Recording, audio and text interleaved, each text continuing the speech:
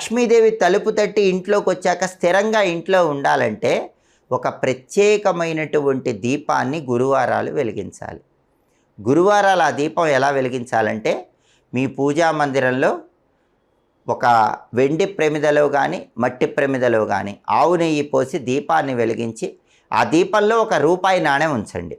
అలా కనీసం 3 గురువారాలు కానీ 12 గురువారాలు కానీ 21 గురువారాలు కానీ చేయండి.